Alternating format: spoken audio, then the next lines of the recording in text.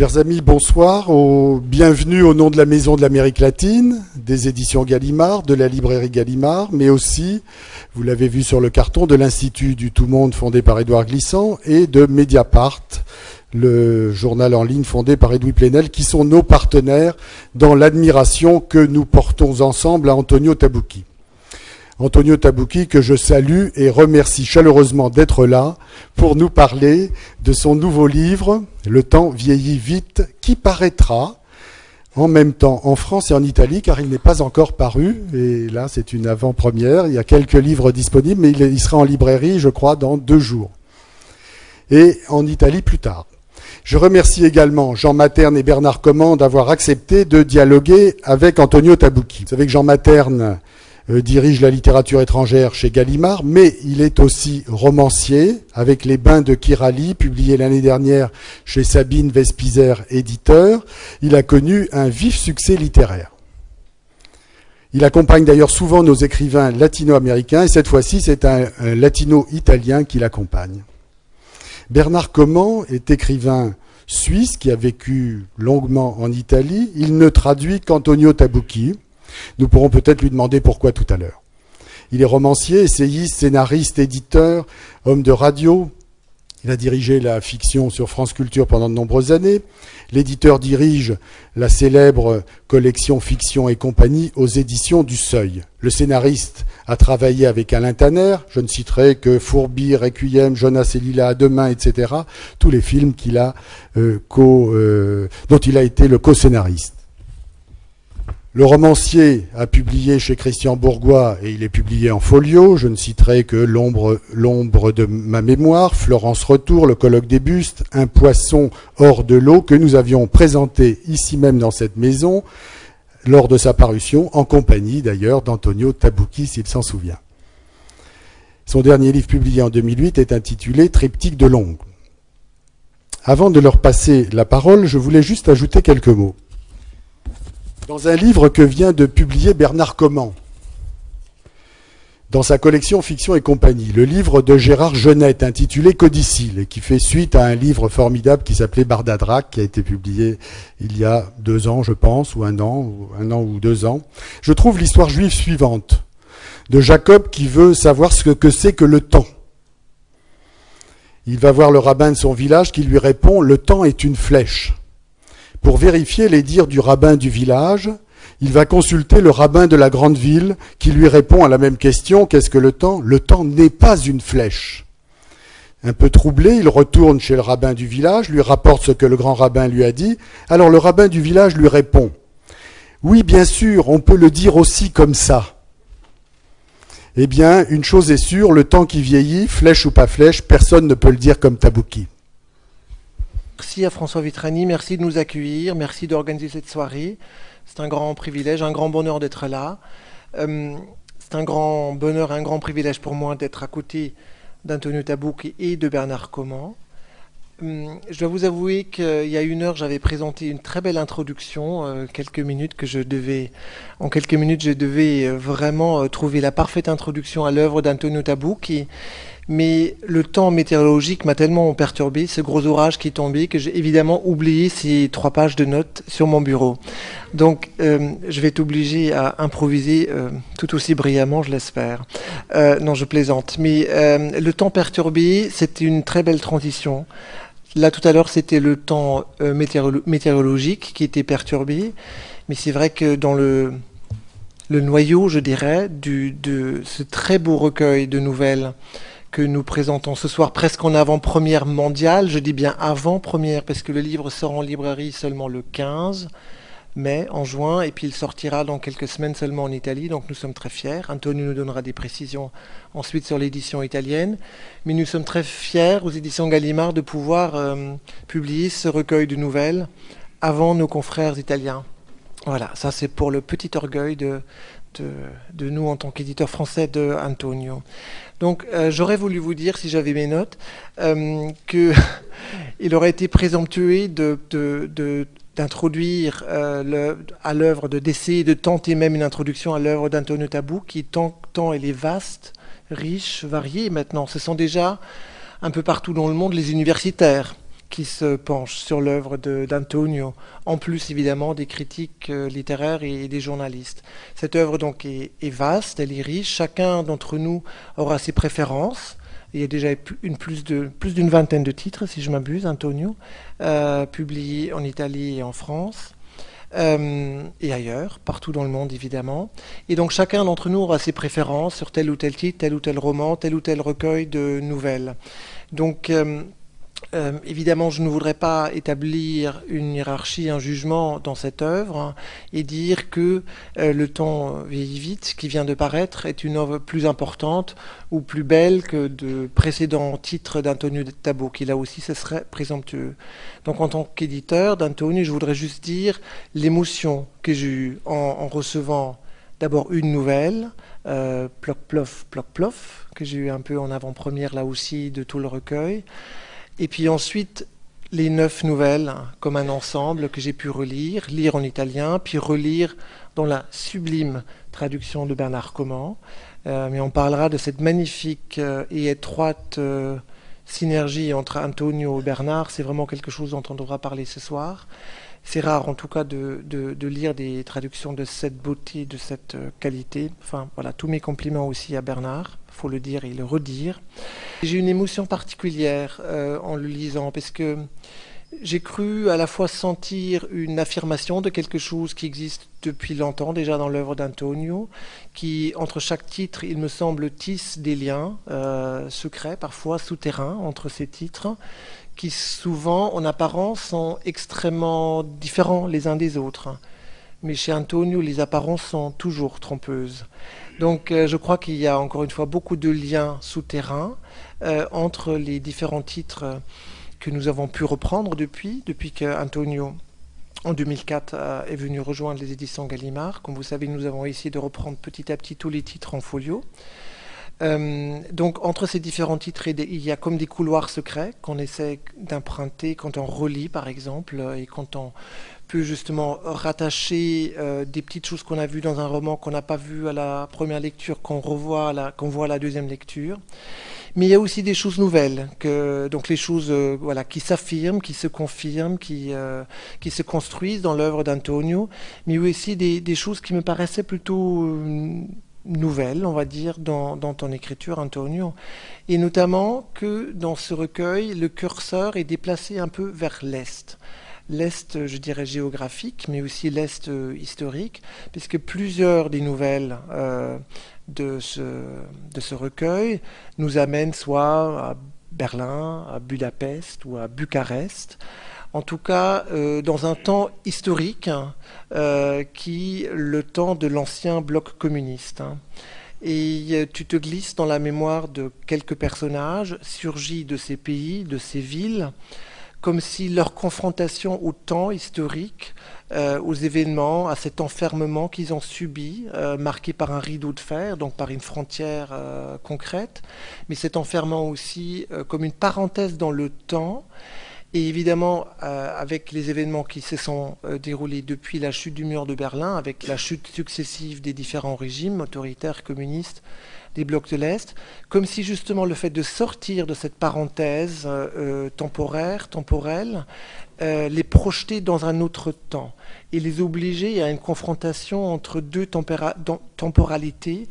Et à partir de là, à partir de cette idée du choc, de la collusion comme ça, de différents temps historiques, intimes, il me semble que tu touches à quelque chose d'extrêmement universel, Antonio, dans ton roman, qui est justement cette perception parfois intime qu'on peut avoir d'un décalage. Décalage de toutes sortes, décalage de notre propre perception du temps par rapport à la perception de notre environnement. On se rend compte parfois que nous avons avec notre entourage proche des conceptions très fluctuantes et très différentes du temps. Et ça peut parfois provoquer des frictions et des heurts. En l'occurrence, ici, nous avons aussi la confrontation du temps historique, une grande parenthèse historique qui se referme, et du temps intime. Et à partir de là, il me semble que tu nous amènes vers ce décalage que nous ressentons tous parfois entre le temps intime tel que nous le vivons et le temps officiel, entre guillemets. Et ça m'a fasciné de voir que tu nous amènes comme ça à travers des personnages très divers. Je ne voudrais pas du tout passer en revue les différents personnages, puisque je crois que je gâcherais un peu la découverte du livre en disant trop. Mais à travers ces différents personnages qui, donc, en partie tout au moins, puisque toutes les nouvelles ne se passent pas dans les pays de l'Est, mais en tout cas, voilà, le curseur se déplace un peu vers l'Est.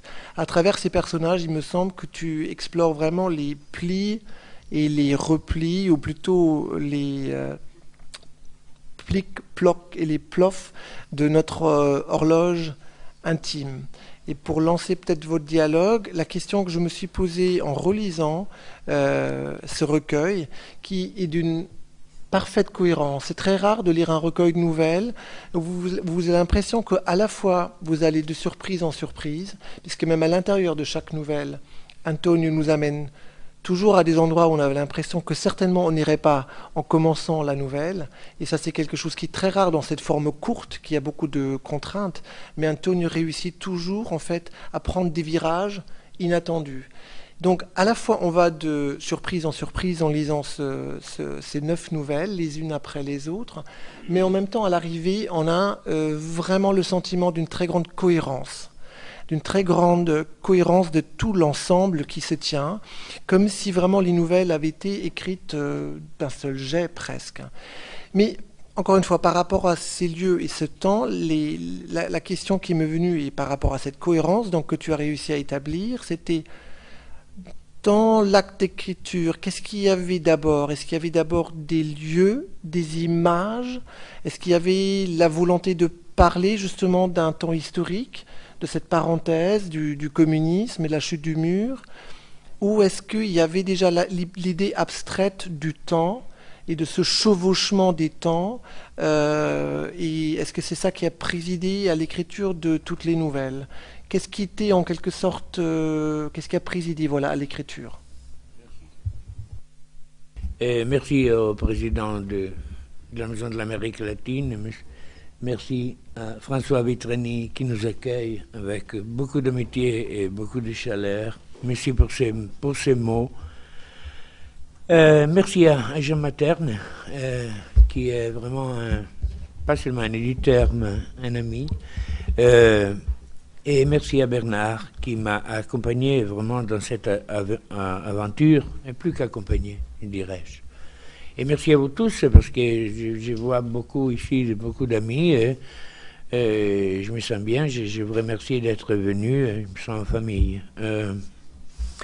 Je dois dire que tout d'abord, pas seulement un remerciement formel à Jean, parce que et à Bernard, parce que quand je suis arrivé à Paris fin octobre et au début novembre, j'avais avec moi mon manuscrit du livre. Et avec toutes les perplexités que tout écrivain pense ou devrait avoir avec les choses qu'il écrit. Perplexité surtout donnée par le fait que les sujets de mon livre me rendaient et me rend très perplexe toujours parce que, en effet, arrivé à un certain âge, c'est pas encore bien si c'est moi qui j'ai traversé les temps, ou si c'est le temps qui m'a traversé, comment on s'est croisé, etc. Donc, c'est pas une chose existentielle, c'est quelque chose en plus. C'est un calendrier interne sur lequel on commence à réfléchir. Disons, c'est un livre qui représente 4 ou 5 ans de travail, avec des récits ou des nouvelles écrites dans des endroits différents, dans des situations différentes, et avec, disons, des parenthèses, comme j'écris un livre, et surtout s'il s'agit d'un livre, d'un récit, qui est un livre, oui, composé par des pièces, mais qui, dans mon idée, dans mes intentions, aurait voulu représenter une figure plus ou moins de la même manière, si je peux utiliser la métaphore, d'un tableau d'Arcimboldo où il faut s'éloigner pour voir, disons, la figure. Tandis que si on s'approche, on voit beaucoup de petites figures qui sont à l'intérieur de la figure, mais qui forment la figure. Et alors là, il y a des carottes, il y a des courgettes, etc. Et c'est l'automne et l'hiver, etc. Alors, j'arrivais avec mes carottes et mes courgettes et j'ai déposé, disons, mes courses à moi-même, à Jean et à Bernard. Et ils ont lu le manuscrit et ils m'ont téléphoné en disant c'est un très beau livre, ça fait toujours plaisir parce que on est plein de doutes quand même, et donc voilà. Et surtout parce que, comme disait Amos Oz, le premier livre, on l'écrit très facilement, mais le 20e, c'est très difficile. Alors, l'idée, c'était vraiment, commencer à réfléchir sur cette chose qui me semble, un peu, étrange. Bon, le temps est quelque chose de vraiment très, une essence impossible à définir, même la science n'y arrive pas, et là, l'histoire du rabbin que François Ali est exemplaire. Mais je pense que jamais comme aujourd'hui, comme dans notre époque, comme dans notre post-modernité, comme on l'appelle, post-post peut-être, on a eu, disons, un sentiment du temps tellement compliqué et complexe. Parce que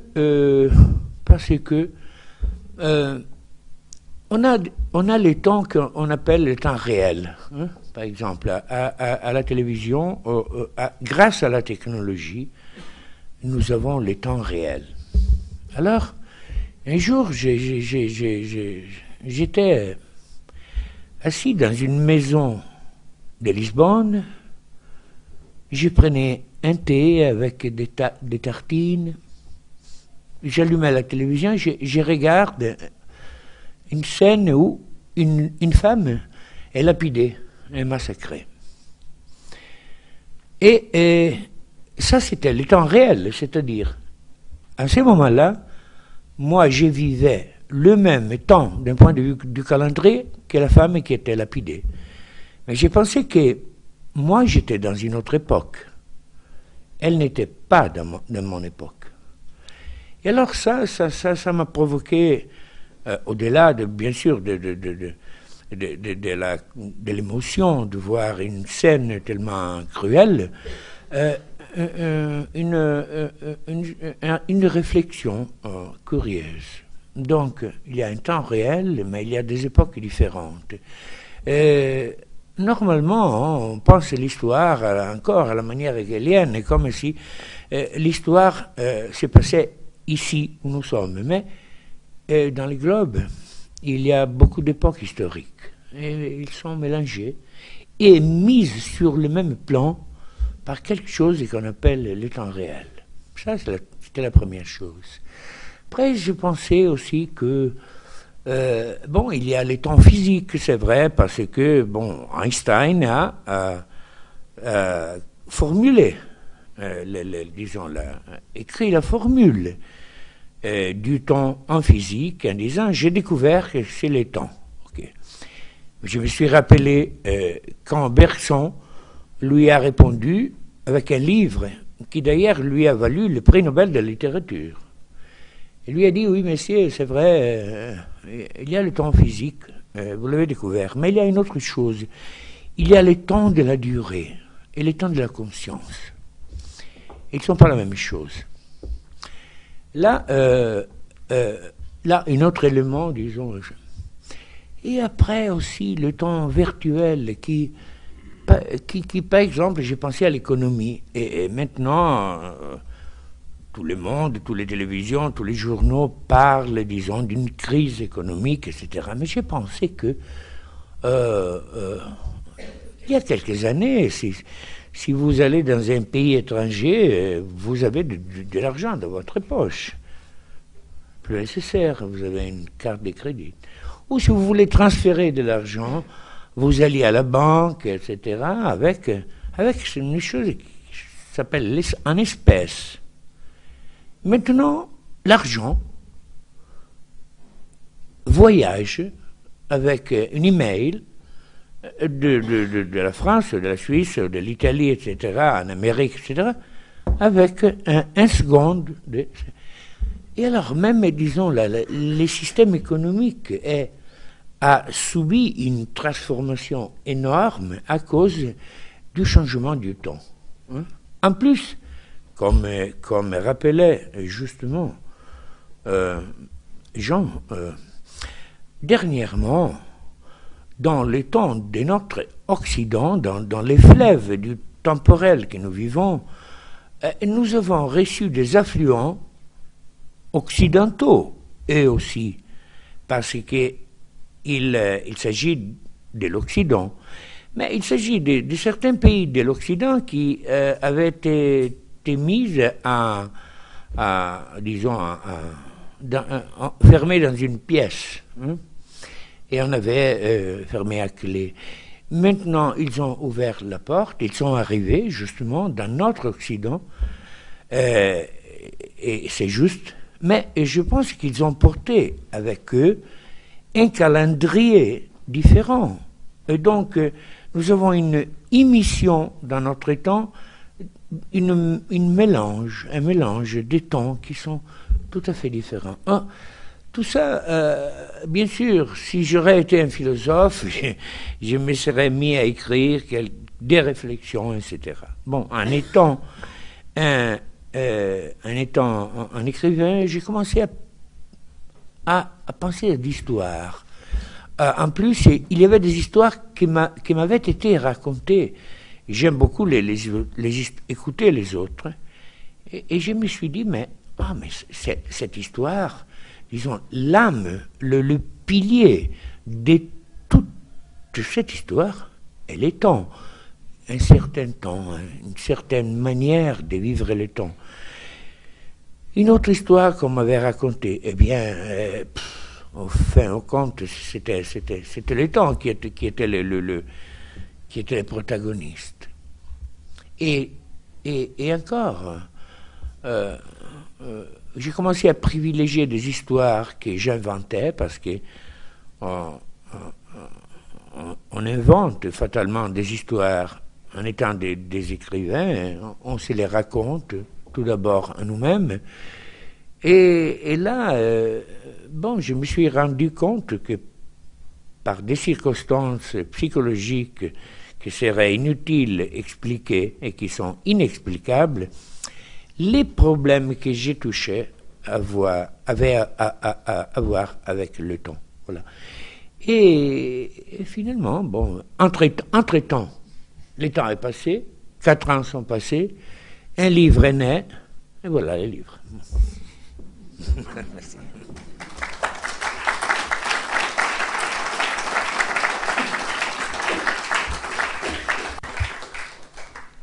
Alors, Antonio a justement rappelé que cette publication en avant-première mondiale, nous la devons aussi à Bernard, qui a sauté sur le train en marche très très vite et a rendu encore une fois une traduction sublime, mais surtout dans des temps records, pour nous donner ce petit plaisir de sortir le livre en France d'abord, avant l'Italie, ce qui, je crois, fait aussi plaisir à Antonio, soit dit en passant.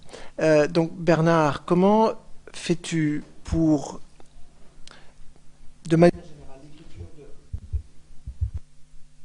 l'écriture d'Antonio, quelques intermittences du temps, l'écriture d'Antonio, mais en plus pour un recueil de nouvelles, pour chaque nouvelle, chaque petite miniature, dans un lieu, dans un temps différent, de trouver la voix, de trouver le ton avec autant de sûreté que tu le fais.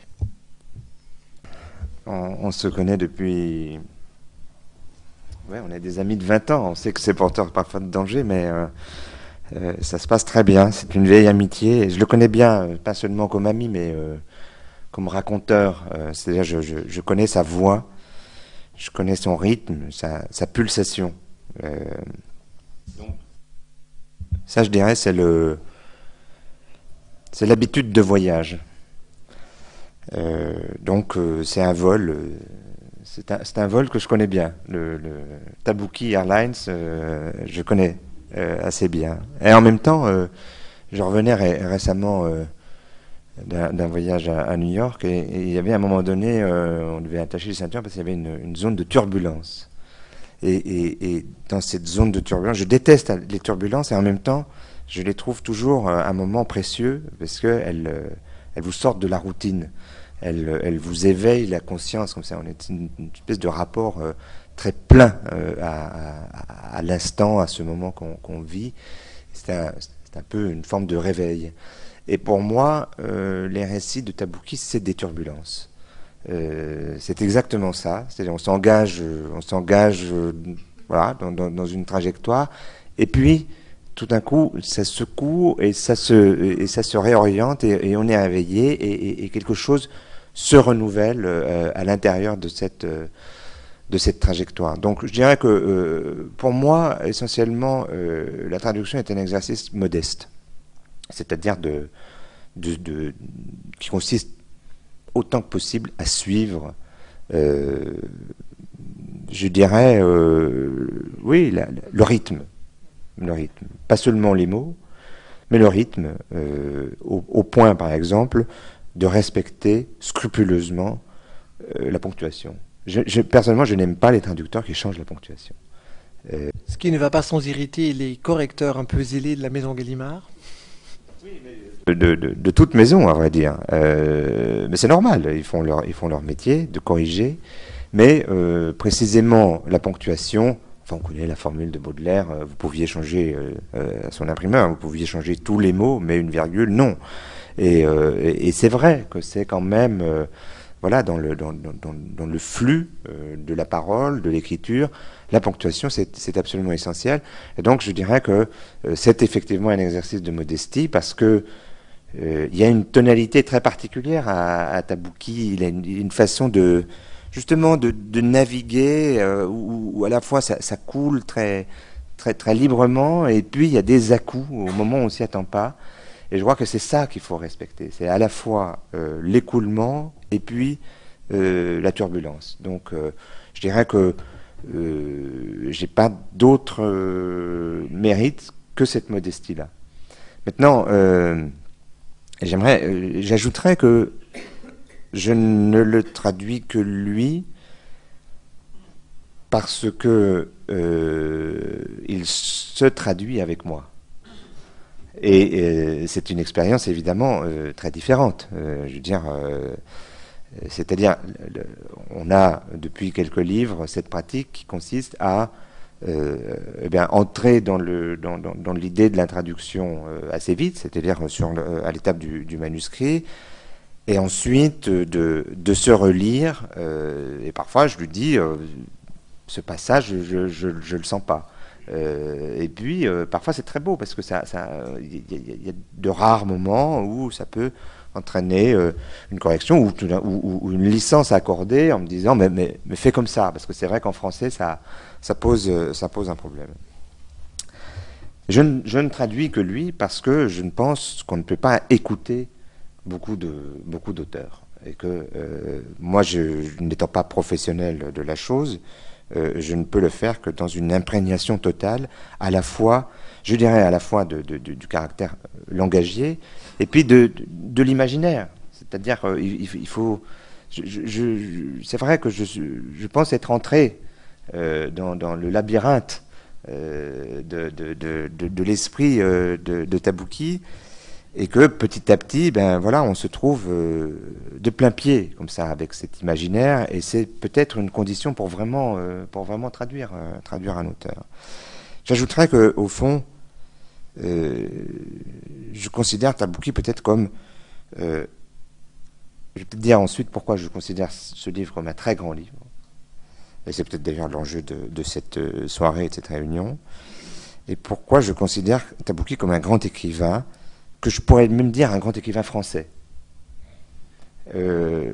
Français parce que, au fond, et je tiens quand même à le dire ce soir, il est italien et pas tout à fait italien. Ou en tout cas,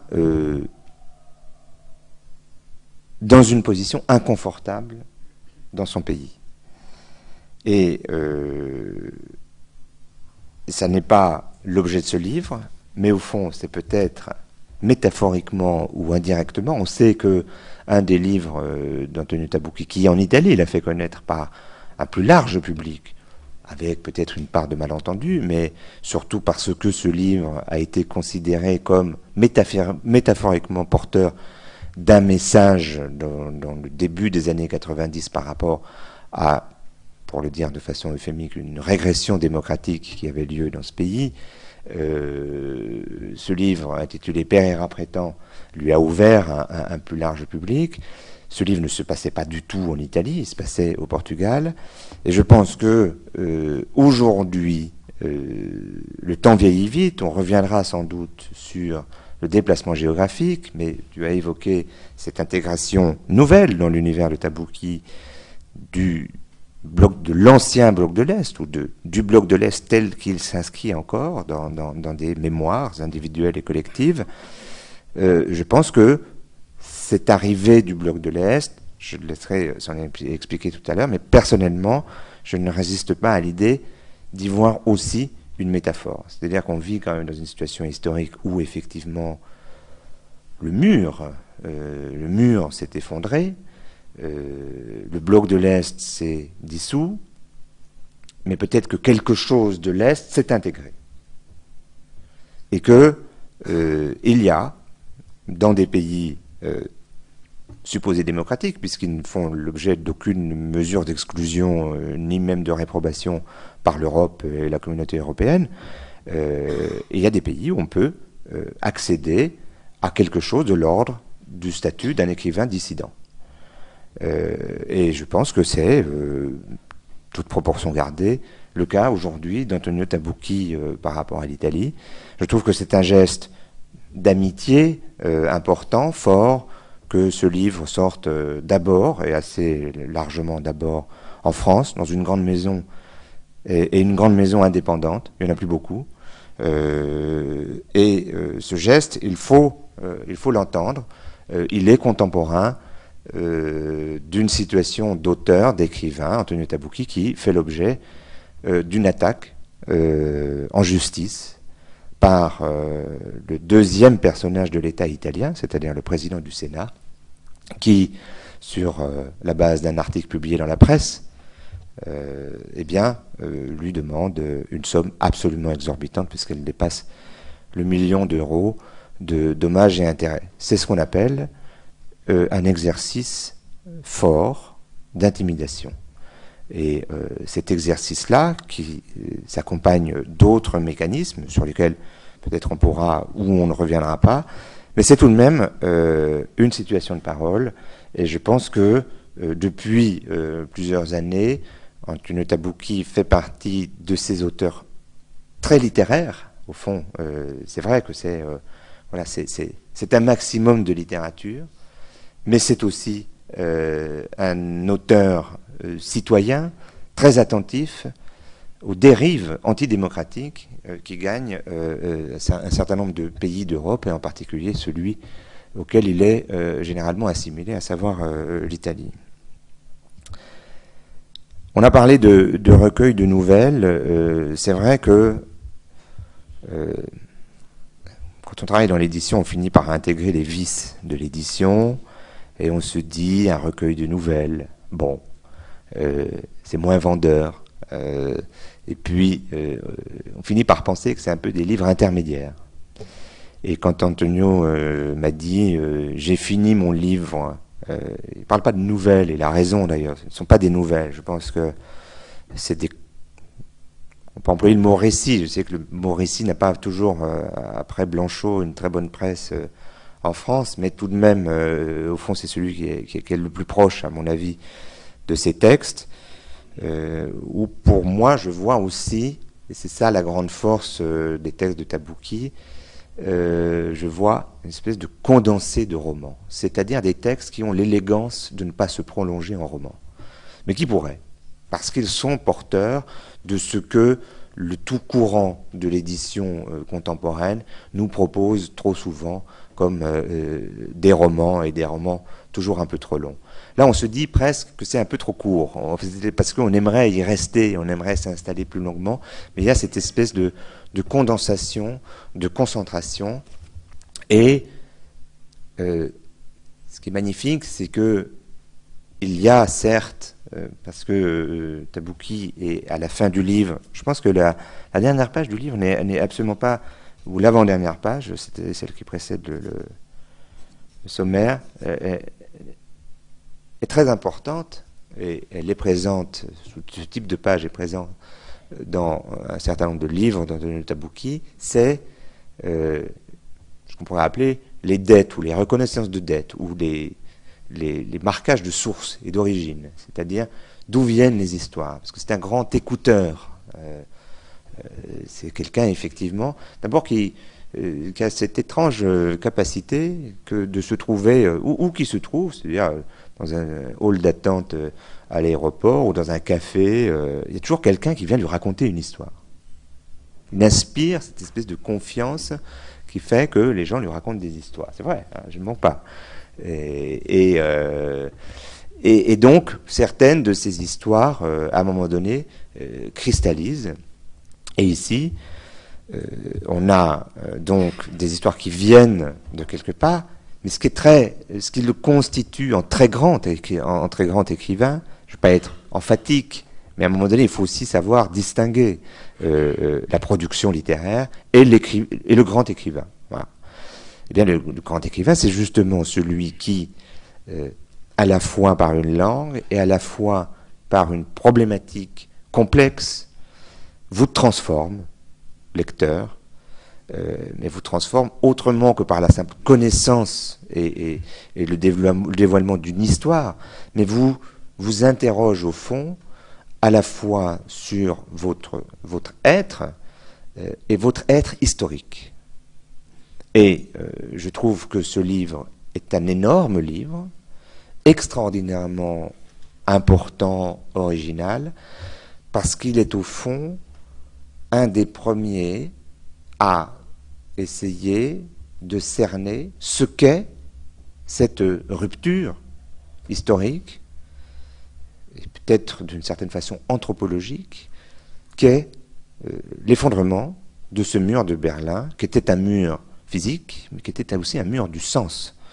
Et qu'est-ce que cet effondrement, au fond, a produit comme sujet historique et comme conscience historique ou comme réorientation de la conscience historique. Et je dirais que dans chacun de ces récits, soit directement, soit par contamination, c'est un peu justement à cette question-là que nous sommes lecteurs renvoyés. C'est-à-dire, qu'en est-il de notre présence au monde, de notre perception du monde, de la structuration de notre conscience du monde, dès lors que ce qui l'avait orchestré, structuré de façon binaire pendant très très longtemps, c'est comme un tapis qu'on voit, qu'on nous tire sous les pieds, quoi. Et tout à coup, pas du tout évidemment dans une nostalgie de ce bloc de l'Est, mais qu'est-ce que ça implique comme énorme conséquence sur notre perception du monde et notre perception de nous-mêmes dans le monde et dans l'histoire.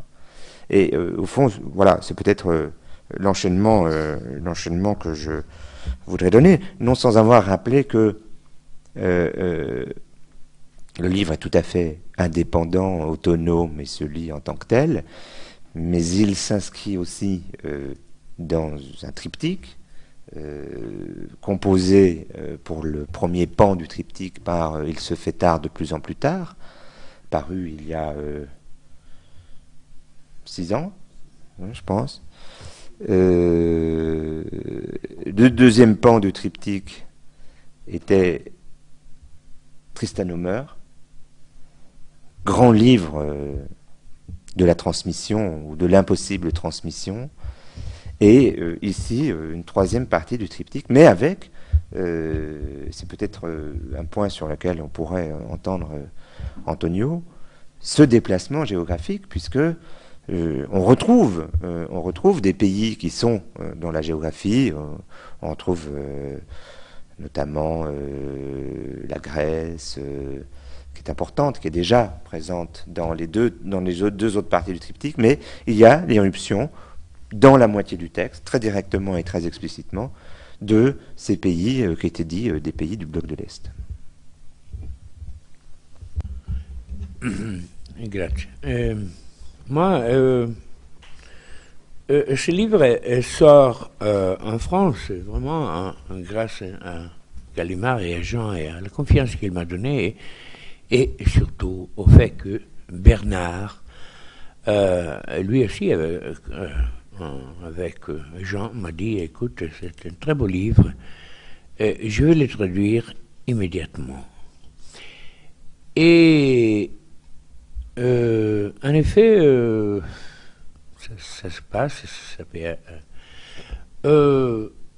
la traduction a été plus rapide, disons, que la mise en page de l'édition italienne. En plus, elle a provoqué une espèce de paradoxe, parce que Bernard traduisait, mais lisait sa traduction. On aime beaucoup, disons, on est très complice sur l'effet de l'oralité. Je dois dire que, pour moi, disons, la France, c'est pas seulement un pays d'accueil, un pays très généreux, un pays que j'aime depuis toujours, depuis quand j'étais étudiant à Paris, au faux étudiant, surtout faux étudiant. Bon. Ok, je fais semblant d'être étudiant, hein, ça c'est bien. Parce qu'il y a un privilège, le fait d'avoir un pays où ton traducteur est un écrivain, c'est pas normal. Hein. C'est pas, disons, ça se passe pas tous les jours.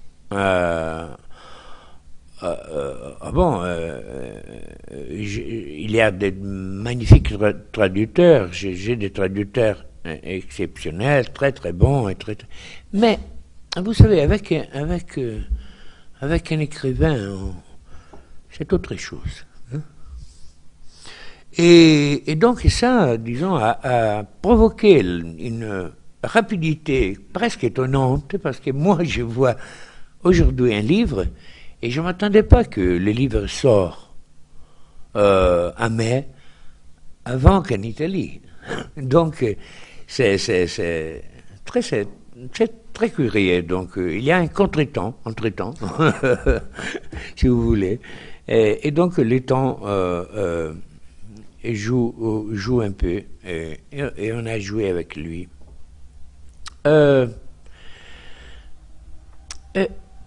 À propos du fait que, disons, certains récits se déroulent dans les ex-pays de l'Est, je dis une chose, il y a des récits, un qui se passe en Hongrie et à Paris, hein, et d'un général qui a combattu l'invasion russe et qui, après, termine sa vie à New York, excusez-moi, pas à Paris, à New York. Et l'autre, qui est dont le personnage est un homme âgé, qui vit dans un hospice à Tel Aviv, mais qui a passé une grande partie de sa vie, parce qu'il est un juif roumain, et il a vécu sous les régimes de Ceausescu. Et bon, il y a je l'ai dit dans une manière un peu superficielle, mais disons, dans ces deux personnages, à un moment donné, il y a une espèce de nostalgie, si je peux dire comme ça, de la prison. parce qu'à la fin de la vie, le vieil juif romain regarde Tel Aviv et il a une espèce d'illusion. Il lui semble Bucarest. Voilà, il ressent une nostalgie comme s'il s'agissait comme si la nostalgie fût une catégorie que nous avons, nous tous, et que nous avons besoin de remplir avec quelque chose. Même si cette quelque chose, c'est quelque chose de négatif, quelque chose qui nous a fait souffrir. Ça m'a beaucoup étonné parce que ce sont des histoires vraies que j'ai écoutées et m'avaient beaucoup perturbé. Je me suis dit, mais et alors, l'âme humaine est tellement compliquée qu'elle arrive à voir la nostalgie du négatif, la nostalgie de la prison.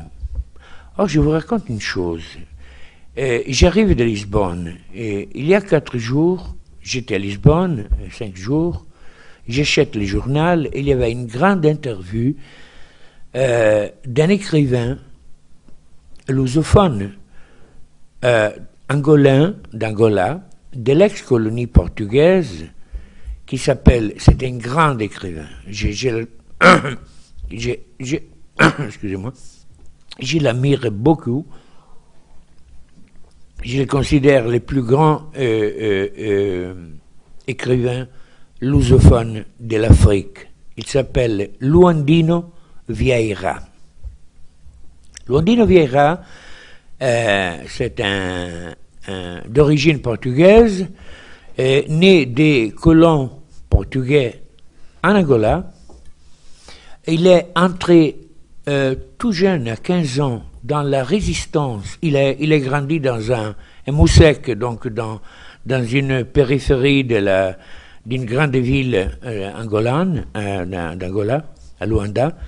Il est entré dans la résistance antisalazariste à 15 ans. Il a été arrêté très jeune, 18 ans ou 20 ans, et il a été envoyé dans un camp de concentration qui est à Cap-Vert, à Tarrafal, où, là, c'était un peu c'était disons la zone, l'île la plus malsaine de l'archipel, où les salazarismes avaient fait un camp de concentration pour des prisonniers politiques. Il est resté en prison dans cet endroit vraiment terrible, parce qu'il y a une humidité incroyable, il y a des maladies tropicales, il y a la malaria, il y a un climat insupportable, une chaleur monstrueuse, etc. Il a passé là 40 ans. 20 ans. Et il est sorti donc à 45 ans, 50 ans. Bon. Il a écrit là tous ses livres. Après, il est sorti. Entre-temps,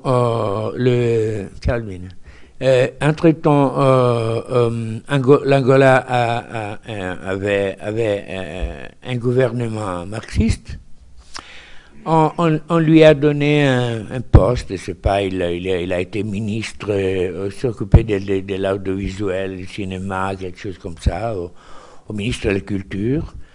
Il a fait cette expérience très brièvement, 1 an, 2 ans. Il ne l'a pas aimé. Il est parti de l'Angola, il est allé au Portugal.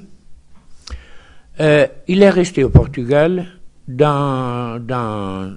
nord du Portugal, dans une maison assez isolée dans les montagnes.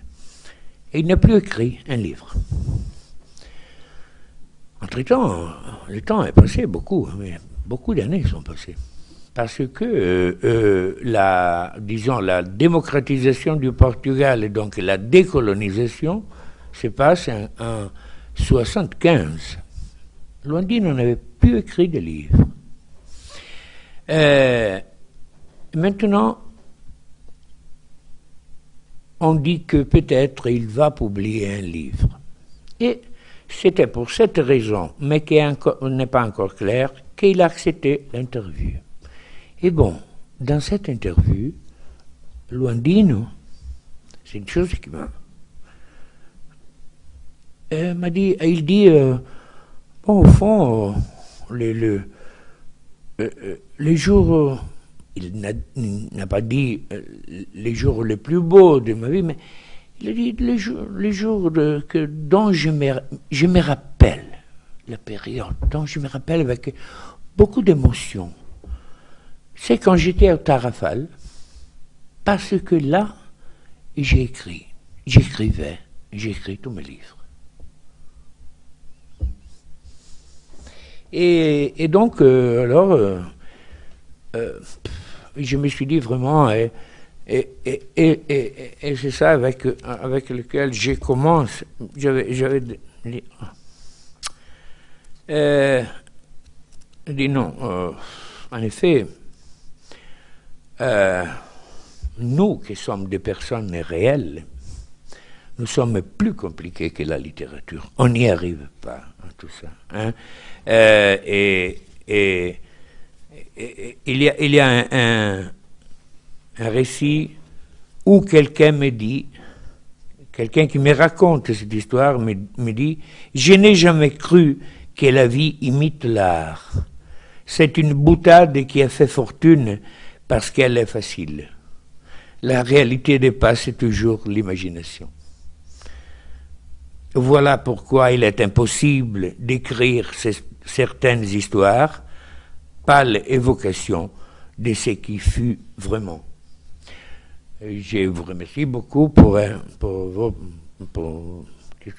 mais ça, ce livre, c'est une approximation, disons,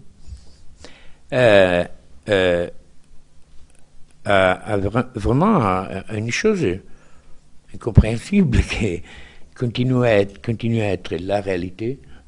Et tout, c'est pour ça que l'âme humaine, et c'est pour ça qu'on écrit, parce que chaque fois on essaie de nous comprendre un peu plus. Bernard a rappelé à juste titre la charge métaphorique de ce thème et de tous ces thèmes et sujets contenus dans le recueil. Tu viens d'évoquer avec beaucoup d'émotion cette histoire de Loandino qui, lui, était porteur d'une histoire qui ne trouvait plus sa temporalité dans un nouvel espace-temps au Portugal, quand il était plus enfermé. En effet, le livre est irrigué par ces affluents des mémoires de l'Est, des gens qui ont vécu sous une autre temporalité et qui ont du mal à finalement se placer comme ce vieil homme à Tel Aviv qui croit qu'il est encore à Bucarest. Et la question que je voulais te poser, quand nous avons comploté tous les trois pour rendre possible cette publication maintenant, ici, au mois de mai à Paris, avant la publication italienne, nous ne savions pas évidemment que des événements d'ordre politique et judiciaire allaient nous rattraper, que Bernard a justement évoqué. Et quand on pense à ce qui se passe aujourd'hui en Italie et autour de ce procès qui était fait en Italie, est-ce quelque part, tu n'as pas l'impression toi aussi de porter avec toi et en toi un calendrier différent de l'Italie contemporaine ?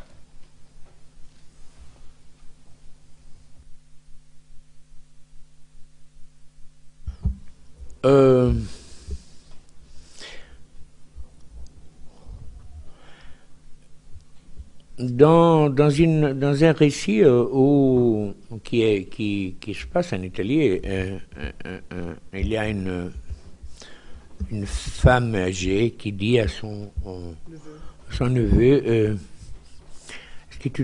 dans une visite à l'hôpital, est-ce que tu te rappelles comme était belle l'Italie? Je pense que l'Italie est un très beau pays.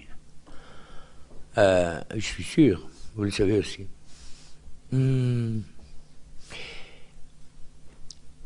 Peut-être si j'ai une nostalgie, j'ai nostalgié beaucoup de choses, bien sûr, arrivé à mon âge. Mais d'une beauté que je sens perdue. Je pense que, d'ailleurs, nous avons... Je parle d'une beauté anthropologique parce que, bien sûr, la beauté artistique, elle est là, elle est monumentale. Les événements peuvent s'écouler, les gouvernements passent, et les Colisées restent, et les dômes de Florence aussi, et Pitti reste, et la tour de Pise aussi, c'est pas ça. J'ai parlé d'une beauté anthropologique, que d'ailleurs vous pouvez voir encore dans les films italiens des années 60, même 70. Apparaît que, dirais-je, après le déluge, parce que quelque chose s'est passé en Italie, de très grave. Ça commence en 69 avec une bombe qui éclate dans une banque. Et après, ça continue avec des bombes dans les gares. Après, ça continue avec des bombes dans des trains. Après, nous avons eu les brigades rouges. C'est-à-dire un désastre. Parfois encore mystérieux s'est passé dans mon pays. Et ça a provoqué des énormes changements que seraient trop difficiles d'individuer. Mais, disons, ça a changé aussi. Et la modernité, une modernité brutale qui arrivait parfois imposée par la télévision, par, disons, une fausse modernité, ou une modernité laide, si je peux dire comme ça, qui a un peu défiguré, disons, la beauté de certains visages que vous trouvez encore dans les pellicules, dans la pellicule des films des années 60. Là, les Italiens, je pense, avaient une beauté qui était une forme de fierté, de noblesse, même dans les personnes les plus simples. Et même le langage, il parlait bien, il parlait un très beau italien. Même les personnes qui n'étaient pas cultivées. Et parfois un italien qui était imparfait parce qu'il était encore signé fortement d'un point de vue dialectal. Mais quand même, c'était authentique, c'était vrai, il y avait une vérité. Quand un Italien ouvrait la bouche et disait quelque chose, il y avait une vérité énorme. Hein? Ça, je les sens perdus. Je les sens perdus. Parfois, je regarde, c'est pas bien sûr, je ne voudrais pas généraliser, bien sûr, mais disons, j'ai la perception que même les vêtements, la manière d'occuper l'espace, c'est plus la même. Il y a comme une touche de quelque chose qui a été défiguré, et dans le langage aussi, qui m'intéresse beaucoup, c'est ça qui m'intéresse, parce que moi je suis un écrivain italien et ma patrie est la langue italienne. Et parfois où je me trouve, je suis en Italie, parce que j'ai l'Italie dans la poche, c'est ma langue. Et je vous avoue que parfois, en écoutant, même dans la rue ou à la télévision, encore pire, la télévision c'est mieux de l'éviter parfois, alors là j'ai trouvé que vraiment quelque chose a changé. Donc ce livre, qui pourtant, encore une fois, déplace le curseur vers l'Est, est aussi nourri de cette douleur. Est-ce que tu as l'impression, Antonio, que cette douleur, cette déception par rapport à ce que j'appellerais peut-être une certaine vulgarité, en fait, de l'Italie contemporaine, cette déception, est-ce qu'elle a nourri le livre ? Le sentiment de perte est une nourriture normalement de la littérature. Hein. il peut saisir d'une certaine perte comme plus ou moins forte, mais d'une personne, d'une manière d'être, d'un temps que vous avez connu, etc. Mais je pense que la littérature touche beaucoup cet espace de la perte. Et d'une manière inévitable, on ressent un peu toujours la perte de quelque chose. Moi, je suis pas bien sûr un dissident. Je serais plutôt un récalcitrant. Je suis récalcitrant. Moi, pour être artiste, pour être écrivain, il faut être récalcitrant. Parce que si tu n'es pas récalcitrant, tu acceptes tout, et voilà, et la littérature, c'est se douter des choses et dire, attention, il y a des vérités qui sont imposées par les médias, les hommes politiques, les théologues, enfin, ceux qui ont la vérité dans la main, qui nous la donnent, parfois nous la imposent. Mais nous, les écrivains, nous n'avons pas la vérité. Il ne faut pas la voir. Non. Nous avons les doutes avec nous. Il faut s'en douter. Et s'en douter signifie devenir nécessairement récalcitrant à la vérité. Hein? Et maintenant, la vérité est surtout cathodique, disons. Il y avait une vérité théologique. Malheureusement, la divinité a un peu baissé des niveaux dans notre époque.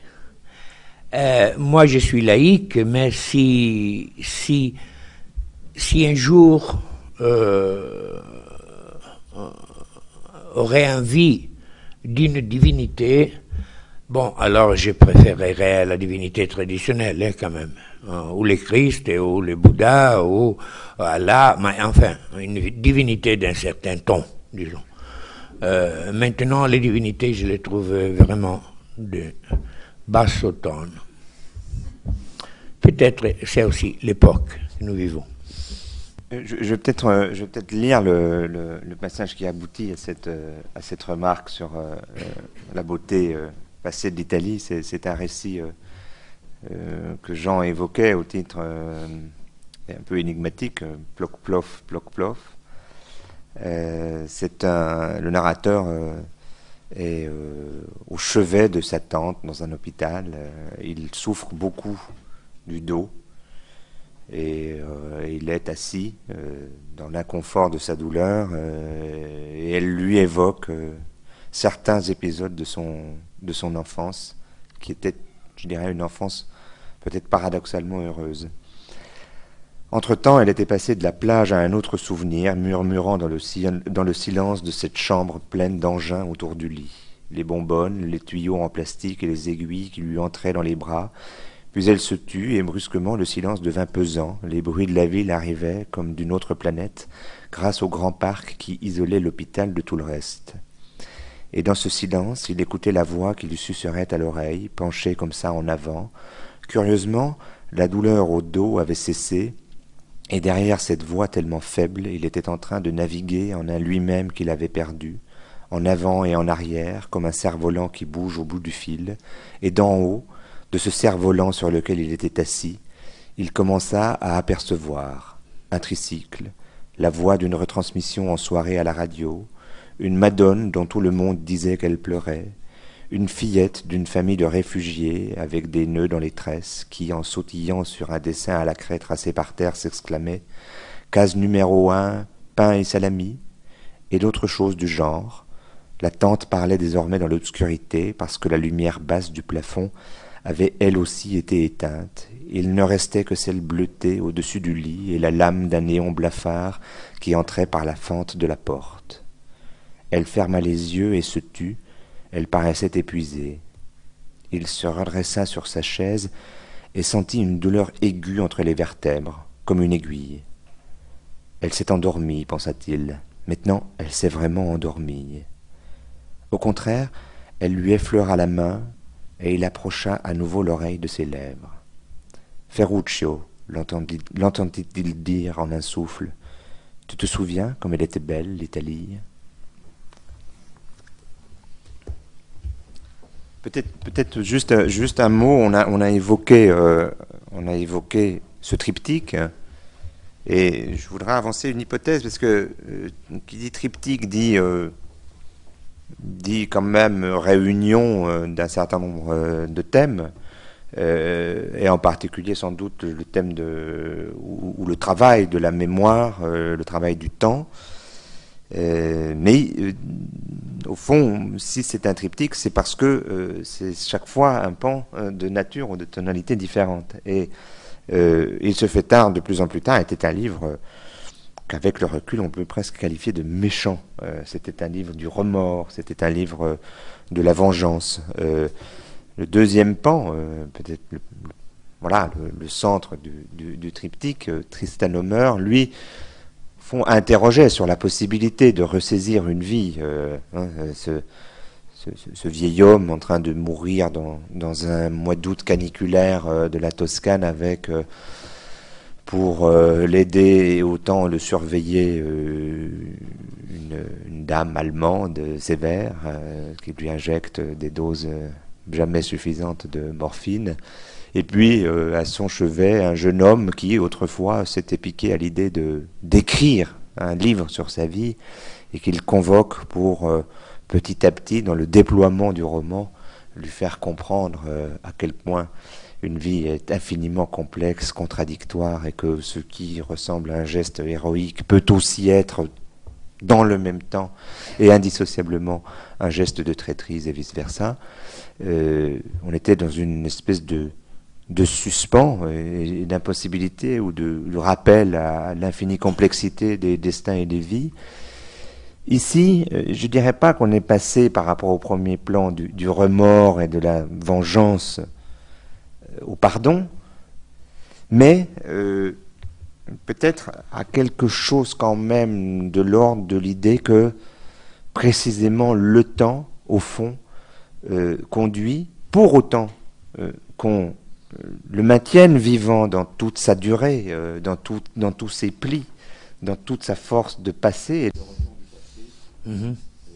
que le temps, eh bien, au fond, finit par faire digérer, non pas oublier, mais digérer les choses dans une espèce de transposition de la formule freudienne du wo ich war, soll ich werden, et que, au fond, par rapport à des tentations qui sont des tentations contemporaines d'oubli, d'amnésie et d'amnésie historique, que cette remémoration, cette conscience des plis du temps, des retours, des superpositions, des coïncidences, des lieux et des temps qui se tamponnent par moments, et que seule cette conscience aboutissait, je dirais, à une forme pas tout à fait apaisée, mais tout de même plus apaisée, moins vindicative et moins violente et moins méchante que le premier plan du pan du triptyque qui était « Il se fait tard de plus en plus tard ». Oui, peut-être, tu as raison. D'ailleurs, il y a là, dans un récit, il y a une phrase de Yeats, un vers. Les hommes améliorent avec les temps. Je suis pas sûr, mais peut-être avec les temps, je suis amélioré un peu. Je suis devenu moins pessimiste, disons. Il y a encore des gens qui disaient cet écrivain pessimiste. Et l'autre. D'ailleurs, j'ai lu des nouvelles dans un journaliste, un intellectuel que j'adore, il s'appelle presque comme moi, il s'appelle Massimo Bucchi, et il fait des dessins sur un journal italien sur la Repubblica, et la dernière chose que j'ai lue à lui était vraiment géniale, et il disait, dernière nouvelle, un optimiste a tué 7 pessimistes et s'est fermé à la maison. Donc,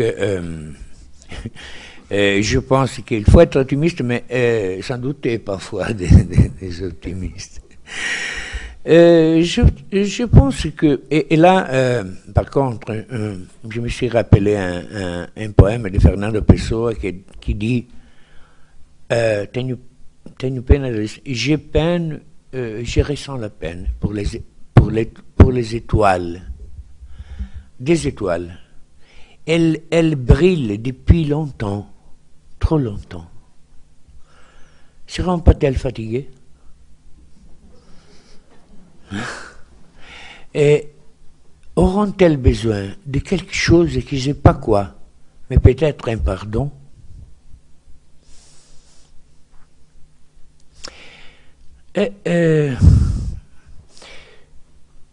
Bon, il y a des personnes, il y a des choses humaines pour lesquelles on sent vraiment en peine. Peut-être de nous-mêmes aussi, mais pas trop. Il ne faut pas être trop indulgent avec nous. Mais même des erreurs, des gens qui ont fait des bêtises, tu dis, oh, ça c'est pas une forme de pardonner, mais c'est une forme de comprendre.